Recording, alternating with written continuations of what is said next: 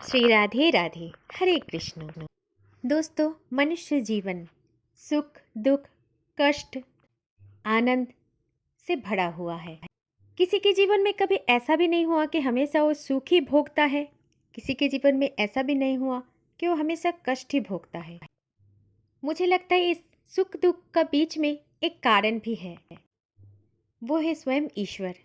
एक कारण तो ये भी है, जो हम कर्म करते हैं उसका फल तो हमें मिलता ही है। जैसा कर्म होगा वैसा ही फल मिलेगा। दूसरा कारण ये भी है कि सुख के समय हम भगवान को भूल ही जाते हैं और दुख के समय हम उन्हें भरपूर याद कर लेते हैं।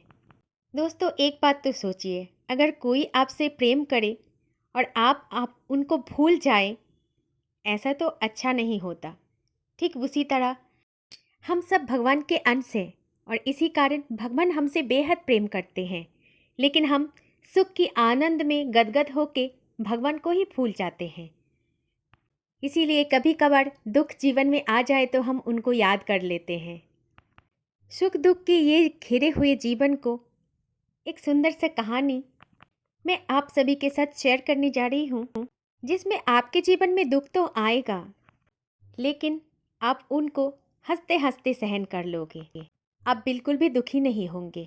दोस्तों, आज मैं एक राज की बात आप सभी को बताने जा रही हूँ, जिसके बाद आप ये समझ लेना कि दुख तो आपके पास नहीं आएगा और जीवन में जो भी दुख आप भुगत रहे हो वो आपके पास कभी नहीं आएगा।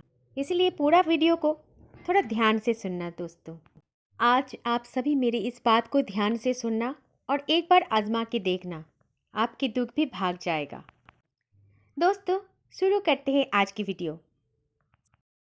सबसे पहले हमें जानना होगा कि दुख जाते कैसे हैं।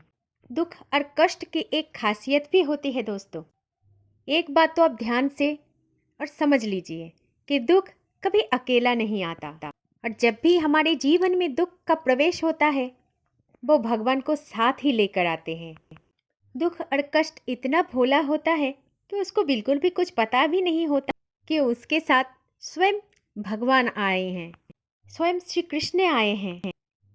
लेकिन सामने वाले जिसके जीवन में दुख है उनको थोड़ा सा ईश्वर के ऊपर भरोसा और विश्वास रखना है, क्योंकि दुख जानता है अगर जो दुखी है वो अगर भगवान पर विश्वास कर लेगा तो दुख की अंत निश्चित है। इसीलिए दोस्तों, सबसे पहले जो करना है आपको, दुख आने पर कष्ट आने पर आपको भगवान के प्रति पूरा भरोसा करना होगा, भगवान के प्रति विश्वास रखना होगा।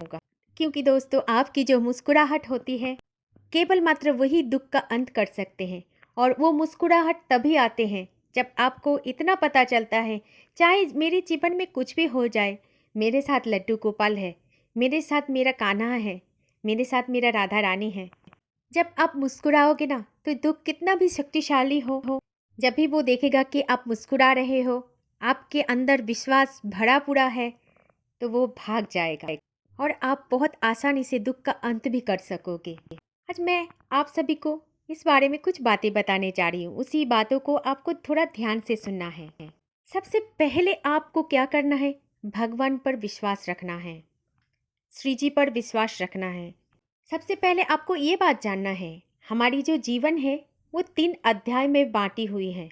सबसे पहला अध्याय है भगवान हमारे साथ हर समय रहता है। जैसे शुरुआत वो भगवान ही करते हैं, हमारा जन्म जो जब होता है तो भगवान ही हमारे साथ रहते हैं। हम जब जीवन में कर्म करते हैं तो भी भगवान हमारे साथ रहते हैं और जब हमारे अंत समय आता है तो भी हमारे भगवान साथ ही रहते हैं और अंत समय में हमारे संहार भी वही करते हैं, क्योंकि वो हमारे परम पिता है।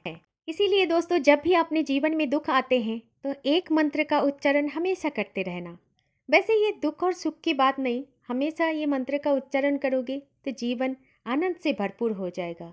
ये मंत्र है, कृष्णाय वासुदेवाय हरये परमात्मने प्रणतो क्लेशनाशाय गोविंदाय नमो नमः। भगवान श्री कृष्ण से ये मंत्र उच्चारण करके आप जाप की कर सकते हो, प्रार्थना कर सकते हो, क्योंकि भगवान श्री कृष्ण आदि भी है, अनंत भी है। वो हमारे सृष्टिकर्ता हैं। इस ब्रह्मांड की संचालक भी वही है, ब्रह्मांड की रचयिता भी वही है। दोस्तों, इस मंत्र का जाप करने से आपके जीवन में चाहे कितना भी दुख आए, चाहे कितना भी कष्ट आए, दूर हो जाएगा। इस बात को यकीन मान के इस मंत्र का जरूर जाप कीजिए दोस्तों। दूसरी एक बात होते हैं, कभी कभी ऐसा लगता है कि हम दुख और कष्ट सहते सहते थक चुके हैं। तब भगवान की शरणागति में आके एक उपाय जरूर करना। दोस्तों, जब भी श्री कृष्ण के मंदिर जाना हो तो कहीं पे भी एक बांसुरी ले लेना। बांसुरी भगवान श्री कृष्ण को सबसे पसंद है, क्योंकि उस बांसुरी से हमेशा भगवान राधा नाम की उच्चारण से सुर निकलता है।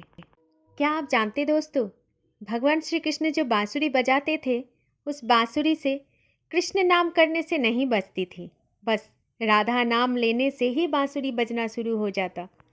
तो आप कोई भी कृष्ण मंदिर जाने, आपके अगल बगल में जहाँ पे भी भगवान की मंदिर है, आप जाओ तो हमेशा याद रखना एक बांसुरी लेते हुए जाना। लेकिन एक बात का ध्यान जरूर रखना कि वो बांसुरी बजनी चाहिए। नॉर्मल कोई भी बांसुरी नहीं लेना है, जो चढ़ावे के लिए ऐसे ही मिल जाते हैं। ऐसी बांसुरी लेना जो बजते हो। एक अच्छी सी बांसुरी लेकर मंदिर को जाना, भगवान के मंदिर में। अगर आपकी मन चाहता है कि आप भगवान के लिए चांदी की बांसुरी ले लो, तो वो आपकी मन है, आप ले भी सकते हो। लेकिन दोस्तों, अगर आपकी सामर्थ्य नहीं है तो एक बांस की बांसुरी ले लेना जो बजती हो। लेकिन बांसुरी को कोई फूंक नहीं डालना, न चेक करना है न कुछ करना है। बस नॉर्मल एक बांसुरी लेना है, किसी को बजाने नहीं देना है। ना दुकानदार आपको अगर चेक करके देने वाले हैं बांसुरी तो बिल्कुल नहीं लेना। नॉर्मल एक बांसुरी खरीदना जो बजती हो। आपको ये पता होना चाहिए कि बांसुरी बज रही है, बस। कोई चेक करने की ज़रूरत नहीं कि चलो देखते हैं कि बांसुरी बज रहा है या नहीं, ऐसा करने की ज़रूरत नहीं है। और फिर उस बांसुरी को लेके मंदिर जाना। कोई भी कृष्ण मंदिर आपके आसपास जो भी हो, जाना और वहाँ पर मन ही मन आपके जीवन में जो भी कष्ट है, जो भी दुख है, सब कुछ भगवान श्री कृष्ण के सामने बोलना। वैसे बोलने का ज़रूरत नहीं है, वो सब कुछ जानते हैं। बोलना नहीं कुछ, बस ऐसे ही बांसुरी पकड़ के मन ही मन बोलना कि नाथ, आप तो सब कुछ जानते हो, आप तो सर्वज्ञ हो, आप ही कुछ मार्गदर्शन कराओ। ये बोलकर बांसुरी मंदिर में श्री कृष्ण के चरण में दे के आना। दोस्तों, एक बात तो याद रखना, वो भगवान है, वो सबसे प्रेम करते हैं, इसलिए कभी ना कभी आपकी वो बांसुरी भगवान जरूर बजाएंगे। और जिस दिन आपकी उस बांसुरी में फूंक लग जाएगी भगवान की, समझ लेना आपके सारे दुख कष्ट गायब हो जाएंगे। दोस्तों, एक बात जरूर याद रखना, जो बांसुरी आप भगवान को समर्पित करे रहे हो, वो बांसुरी आप वापस नहीं लाना। इस बात को यकीन मानना, भगवान पे थोड़ा सा विश्वास रखना कि अब कान्हा सब ठीक कर देगा। यकीन मानना दोस्तों, इसी से आपकी सारी समस्याएं कुछ ही दिन में ही दूर हो जाएगा। आप सोच रहे हो क्या भगवान बांसुरी बजाएगा मेरा? जी हाँ दोस्तों, क्योंकि भगवान आपकी बांसुरी जरूर बजाएगी, क्योंकि उनको बांसुरी बेहद प्रिय है। और दोस्तों, बांसुरी एक ऐसी वाद्य यंत्र है, आप चाहे किसी को भी दो, वो एक बार तो फूंक लगाने की कोशिश ही करेगा। तो आप जिन्हें बांसुरी दे के आए हो वो तो श्री कृष्ण है, वो तो आपकी बांसुरी जरूर बजाएगा। जब भगवान श्री कृष्ण के होठों से वो बांसुरी लगेगी और फिर बजने लगेगी, तो ये सारा अनंत ब्रह्मांड जो है, सारा उस मनमोहक धुन से झूम उठेगा। जब भगवान आपकी बांसुरी को बजाएगा, तब आपकी परेशानियों का कारण, आपके जीवन के सारे ग्रह नक्षत्र एक साथ ही झूमने लगेंगे, क्योंकि वो बांसुरी आपने दिया है, आपके नाम की है वो बांसुरी। और एक बार बांसुरी बजाते ही भगवान सब कुछ ठीक कर देंगे। बस आपके मन में विश्वास रखना होगा और अथाह प्रेम रखना होगा भगवान श्री कृष्ण के प्रति। वो हमसे कुछ नहीं मांगते हैं, वो बस हमारा प्यार, हम कितना प्रेम करते हैं उनसे, वही जानना चाहते हैं। और एक बात दोस्तों, कभी भी अपने दुख और कष्टों के लिए भगवान को दोषी मत ठहराना, क्योंकि वो कुछ नहीं करते। जितना भी कष्ट दुख हम भोगते हैं, बस हमारे कर्मों का फल होते हैं। लेकिन एक बात को ध्यान जरूर रखना कि आपको ये काम बार बार नहीं करना चाहिए, बस एक ही बार आपको करना है। एक बार मंदिर जाइए और मन से आप एक ही बांसुरी दीजिए। ऐसा नहीं कि बार बार प्रॉब्लम आ जाए और आप बार बार बांसुरी दे रहे हो भगवान को। अगर कुछ रखना है तो विश्वास रखिए उन पर, वो सब ठीक कर देंगे। एक विश्वास है कि हमारे साथ ईश्वर है, इसी से ही दुख कम हो जाता है। क्योंकि दुख को जब ये पता लगता है कि हमारे साथ ईश्वर है तो अपने आप ही दुख डर जाते हैं। इसीलिए दोस्तों, दुख को एक तरीके से आप कमज़ोर कर सकते हैं, वो है भगवान के प्रति विश्वास। भगवान के प्रति भरोसा कभी मत तोड़िए दोस्तों। दुनिया आपको बहुत सारी बातें बोलेंगे, लेकिन किसी की बातों में नहीं आना है। जब भी हमारे जीवन में दुख आते हैं, कष्ट आते हैं, तो हम बेहद कमज़ोर हो जाते हैं। जब भी हम कमज़ोर हो जाते हैं तो लोग आते हैं तरह तरह की बातें करने के लिए। कहीं कहीं तो तरह तरह की सलाह भी देते हैं। लोग एक के बाद एक उपाय भी बोलते जाते हैं कि ये कर लो दुख कम हो जाएगा, वो कर लो दुख कम हो जाएगा, लेकिन इस सब से कुछ नहीं होता है। आप बस भगवान के प्रति विश्वास और भरोसा कीजिए, और किसी तरह की कुछ भी बातों में आपको भरोसा नहीं करना है, सिर्फ केवल भगवान पर भरोसा रखना है। हम सब ऐसे ही बोलते हैं कि दुनिया में तो बहुत सारे भगवान हैं, लेकिन हम कृष्ण के बारे में ऐसा क्यों बोलते हैं? तो आज एक खूबसूरत बातें आप सभी के साथ में शेयर करने जा रही हूँ। सबको मन में एक ही प्रश्न आता है कि कौन है ये भगवान श्री कृष्ण? श्री कृष्ण को भगवान क्यों बोलते हैं? क्यों सब बोलते हैं कि वो सारे दुख और कष्ट को हर लेंगे? दोस्तों, ये बात थी महाभारत शुरू होने से पहले की। दोस्तों, जब महाभारत शुरू होने जा रहा था उससे पहले, जब पांडव और कौरव में युद्ध नहीं शुरुआत हुई, तो भगवान ने पांडवों के लिए 5 जगह मांगने के लिए आए थे कौरव के पास। भगवान ने कौरवों से कहा था कि तुम 5 जगह दे दो और तुम हस्तिनापुर ले लो, क्योंकि वो 5 पांडव है और वो 5 जगह पे ही अपना विस्तार बसा लेंगे, अपने राज्य बसा लेंगे, और ऐसा करने से सभी लोग खुशहाली से अपने जीवन व्यतीत करेंगे।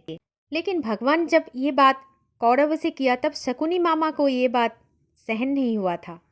तब शकुनी ने दुर्योधन को कहा था कि इस कृष्ण को बंदी बना ले, क्योंकि ये पांडवों की तरफ से आया है और उनको इस राज्य से हिस्सा दिलाना चाहता है।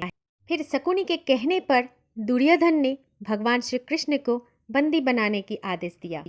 लेकिन भगवान तो भगवान ही है, उनको कौन बंदी बना सकते हैं, क्योंकि वो तो अनंत ब्रह्मांड के मालिक है।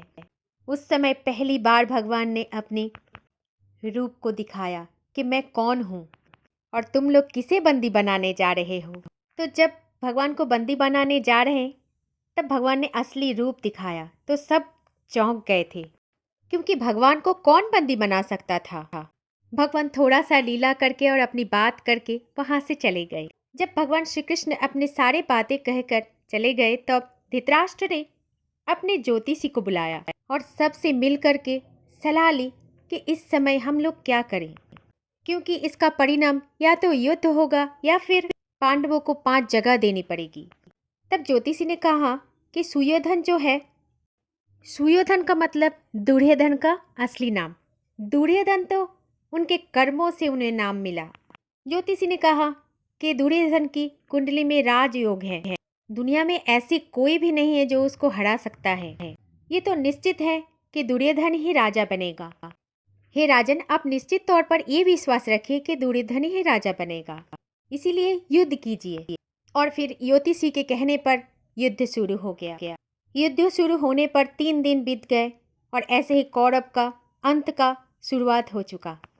फिर धृतराष्ट्र ने ज्योतिषी को फिर से बुलाया और ज्योतिषी से पूछा कि तुमने तो कहा था मेरा बेटा राजा बनेगा, लेकिन अभी ये क्या हो रहा है? तब ज्योतिषी ने कहा कि महाराज, अभी तो बस 3 ही दिन हुए हैं, मैंने तो परिणाम बोला था, अभी तो आपको इंतजार करना है, दुर्योधन ही राजा बनेंगे। ऐसे ही 8 दिन बीत गए और आधे से ज़्यादा कौरव का अंत हो गया। इस हालत में धृतराष्ट्र बेहद चिंतित हो गए।